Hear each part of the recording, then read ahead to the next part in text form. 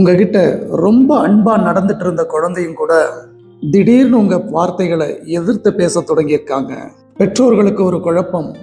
ரொம்ப அமைதியா இருந்த பையன் அல்லது பொண்ணு, ஆனா இப்ப திடீர்னு நம்ம சொல் பேச்சை கேட்காம திடீர்னு எதிர்த்து பேசுறாங்க. திடீர்னு அவங்களுடைய குணாதிசயங்கள்ல நிறைய மாற்றங்கள் தெரியுது. என்னடா ஆச்சு இவனுக்கு, ஏன்டா இவ இப்படி நடந்துக்கிறான், இப்படி எல்லாம் பெற்றோர்களுக்கு ஒரு கேள்வி வர தொடங்கி இருக்குன்னா உங்க குழந்தைக்கு 16 வயது நெருங்கிருச்சு அப்படின்னு அர்த்தம். அதாவது இனிமே அவங்க குழந்தைகள் கிடையாது. சைல்டு அப்படிங்கிற அந்த பவுண்டரியிலிருந்து அடலசன்ஸ் அப்படிங்கிற அந்த வயதுக்குள்ளார அவங்க நுழைகிறார்கள். அவங்க உடம்புக்குள்ளார நிறைய பயாலஜிக்கல் சேஞ்சஸ் நடக்க ஆரம்பிச்சாச்சு. அவங்களுடைய ஹார்மோன்ஸ் அவங்க கட்டுப்பாட்டில் இல்லை, ரஷ் உருவாகுது.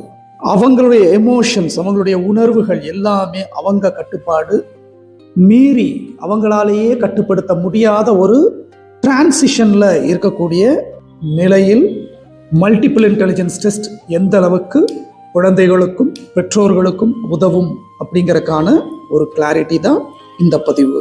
மனிதனுடைய வாழ்க்கையில மிக முக்கியமான காலகட்டம், அது ஆணுக்கும் சரி பெண்ணுக்கும் சரி அப்படின்னா இந்த டிரான்சிஷன் பீரியட் தான்.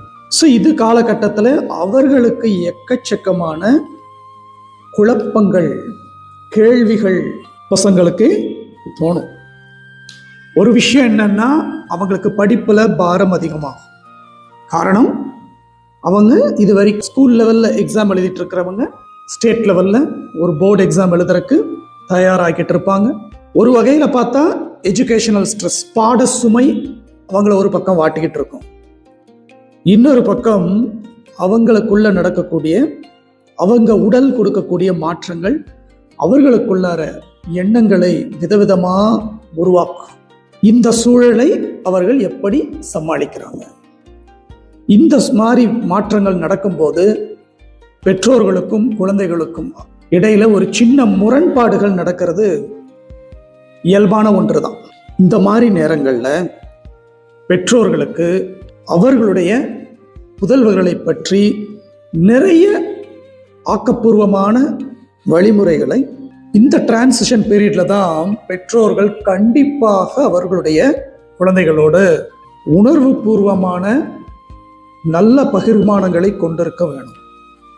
ஏன்னா பெற்றோர்கள் இந்த காலகட்டத்திலே அவர்களுக்கு தெளிவை கொடுக்கவில்லை என்றால் அதுக்கப்புறம் அவங்களுடைய நட்பு வட்டாரம் நல்ல விதமா இருக்குமா அப்படிங்கிறது ஒரு கேள்வியா மாறிடும். அவங்களுடைய கேள்விகளுக்கு யார் பதில் சொல்றாங்களோ அவங்க எல்லாம் அவங்களுடைய நட்பு வட்டாரங்களா மாறிடுவாங்க. அதனால ஆணாக இருந்தாலும் சரி, உங்கள் குழந்தை பெண்ணாக இருந்தாலும் சரி, இந்த காலகட்டங்களிலே அவர்களை நீங்கள் மிகவும் ஜாக்கிரதையாகவும் அதே மாதிரி அறிவியல் பூர்வமாகவும் அவங்கள அணுகணும். அதன்படி அவங்களை நடத்த பழகிக்கணும். அதற்கு மல்டிபிள் இன்டெலிஜென்ஸ் டெஸ்ட் என்னென்ன இன்புட்ஸ் எல்லாம் கொடுக்கும், என்னென்னலாம் தேவை இந்த காலகட்டங்களில் குறிப்பாக அப்படின்னு பார்த்தா, அவர்களுடைய உணர்வுகளை ஆளுவதற்குண்டான, அதாவது அவங்களுடைய எமோஷன்ஸை மேனேஜ் பண்ணிக்கிறதுக்குண்டான பாசிட்டிவ் அப்ரோச்சஸ் அவங்களுக்கு கண்டிப்பாக சொல்லிக் கொடுக்கும். ஏன்னா இந்த மாதிரி காலகட்டங்களில் அவங்களுடைய ஹார்மோன்ஸ் அவங்களை இயல்பாக இருக்க விடாது. ஏன்னா the body is ready for the biological pursuit. அந்த மாதிரி சமயங்களில் அவங்களுக்கு அவங்க வாழ்க்கையினுடைய the greater purpose விளக்க வேண்டிய கட்டாயம் இருக்கிறது. அப்போ அவங்களுடைய எமோஷன்ஸை மேனேஜ் பண்ணிக்கிறதுக்கு அவங்களுக்கு தேவையான சரியான ஹாபிஸ், இந்த மாதிரி காலகட்டங்களில் ஹாபிஸ் மட்டும்தான் அவங்கள சரியான பாதையில் இருக்க வைக்கும். அவங்களோட எமோஷன்ஸை காம் பண்றதுக்குண்டான ஒரு நல்ல ஆப்பர்ச்சுனிட்டி அப்படின்னு எடுத்துக்கிட்டா கலைகள் தான். ஏதாவது ஒரு கலையிலே அவங்க மனதை ஈடுபடுத்த வேண்டிய அவசியம் இருக்கு. குறிப்பா யோகா, உடல் பயிற்சி சம்பந்தப்பட்டு வரும்போது யோகா, எனிதிங், தாய்ச்சி, இன்னும் நிறைய ஆக்கப்பூர்வமான மென்மையான உடல் பயிற்சி வகைகள் இருக்குது. ஒருவேளை அதில் அவங்க கவனத்தை திருப்பி விட்டாலும் அவங்க இந்த காலகட்டத்தை பாதுகாப்பாக கடப்பாங்க. அல்லது இசை மாதிரியான நல்ல கலைகளில் அவங்களை ஈடுபடும் போது அவங்களுடைய உணர்வுகளை கட்டுப்பாடுல வச்சிருக்க அது உதவும். அவங்களுடைய எமோஷன்ஸை எந்த வகையில் நம்ம பிளாக் பண்ண முடியாது. பெரும்பாலான பெற்றோர்கள் அல்ல பெரும்பாலான மனிதர்கள் இதை பற்றி பேசும்போது, இந்த காலகட்டத்தில் உள்ள குழந்தைகளை பற்றி பேசுகிற போது அவங்களுடைய மனக்கட்டுப்பாடு முக்கியம், மனக்கட்டுப்பாடு ரொம்ப முக்கியம் அப்படிங்கிற விஷயத்த பேசுவாங்களே தவிர மனதை எப்படி இந்த காலகட்டத்திலே ஆழ்வது அப்படிங்கிறதுக்குண்டான நுட்பங்கள் சொல்லி கொடுக்கறது பெரும்பாலும் இல்லை. அப்போ அவங்களுக்கு கிடைக்கிற ஒரே ஒரு அவென்யூ கூட இருக்கிற பசங்க கிட்ட இது மாதிரி இந்த சப்ஜெக்டை டிஸ்கஸ் பண்ணுறது. அதுக்கு ஏதாவது வகையில் அவங்களுக்கு லிட்ரேச்சர் கிடைக்கும், புத்தகங்கள் கிடைக்குமோ, இல்லை ஆன்லைனில் சப்ஜெக்ட்ஸ் கிடைக்குமோ அதை சார்ந்து தேடுவது. அப்படி ஒரு வழிநடத்துனர் இல்லாமல் தன்னைத்தானே வழிநடத்திக்கக்கூடிய ஒரு அபாயம் இந்த இடத்துல இருக்கு. புரியுது இல்லைங்களா? ஆக இந்த காலகட்டங்களில் அவங்களுக்கு நாம் கற்றுக் கொடுக்க வேண்டியது இந்த வாழ்க்கையினுடைய த கிரேட்டர் பர்பஸ், அவர்களுடைய லட்சியத்தை நினைவூட்டி அந்த லட்சியத்தை சுலபமாக ஜெயிக்கணும்னு சொன்னா இந்த காலகட்டத்திலே அவர்களுடைய உணர்வுகளை ஆழ கற்றுக் கொடுக்க வேண்டும். கட்டுப்படுத்த அல்ல, ஆழ கற்றுக் கொடுக்க வேண்டும். அது இயல்பான ஒன்று. இதை கடந்து வந்த அனுபவங்கள் கண்டிப்பா பெற்றோர்களுக்கு இருக்குது. அப்படிங்கிறப்போ பெற்றோர்கள் கண்டிப்பா குழந்தைகள் கிட்ட அதை ஷேர் பண்ணிக்க வேண்டிய தேவைகள் இருக்குதுங்க. பெற்றோர்கள் இதை ஷேர் பண்ணிக்க தவறிட்டீங்கன்னா நிச்சயமா யாரு ஷேர் பண்றாங்களோ அவங்களுக்கான குருவா மாறிடுவாங்க. புரியுது இல்லைங்களா? ஆக இந்த காலகட்டங்களிலே குழந்தைகளை கண்டிப்பா நீங்க அடிச்சிடக்கூடாது. தோளுக்கு மேல வளர்ந்துருப்பாங்க. பொதுவாகவே தோளுக்கு மேல வளர்ந்த குழந்தைய அடிக்கக்கூடாது அப்படிங்கிறது நம்முடைய கலாச்சாரத்துல சொல்லுவாங்க. காரணம் என்னன்னா, அவங்களுடைய உணர்வுகள் அவங்க கட்டுப்பாட்டிலேயே இருக்கும்போது அப்பா தான் அடிக்கிறாரு, அம்மா தான் அடிக்கிறாங்கன்னு அவனுக்கு தெரியாது. அவனுக்கு தெரிஞ்சதெல்லாம் ரியாக்ஷன் மட்டும்தான். ஆகையினால பெற்றோர்கள் மிக கட்டுப்பாடாக இருக்க வேண்டிய காலகட்டம் இது. மென்மையாக நிதானமாக அவர்களை கையாள வேண்டிய அவசியம் இருக்குது. இந்த காலகட்டங்கள்ல நாம எப்படி நடந்துக்கிறோமோ அதனுடைய பிரதிபலிப்பாகத்தான் அவர்களுடைய வாழ்க்கை முழுவதும் இருக்க போகுது. அப்போ அவர்களுடைய உணர்வுகளை நாம சரியா புரிஞ்சுக்கணும் இல்லையா? அதற்கு தேவையான இன்புட்ஸ் அத்தனையும் இந்த மல்டிபிள் இன்டெலிஜென்ஸ் டெஸ்ட் வழியா தெரியும். குறிப்பா பெற்றோர்களுக்கு அவங்களுடைய ஆட்டிடியூட் எந்த வகையில ஓங்கி இருக்குது அப்படிங்கிறது கண்டிப்பா இந்த பக்கம் பெற்றோருக்கு தெரியணும். அவங்களுடைய பர்சனாலிட்டி டைப், பிஹேவியர் பேட்டர்ன் எப்படி அமைஞ்சிருக்குது அப்படிங்கிறது கண்டிப்பா பெற்றோர்களுக்கு தெரியணும்.